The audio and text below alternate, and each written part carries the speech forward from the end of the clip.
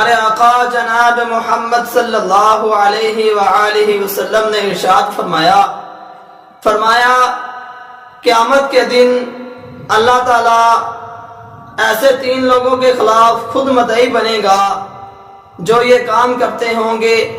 Number 1, वो बंदा जो अल्लाह के नाम पे अहद करे और उसको पूरा ना करे।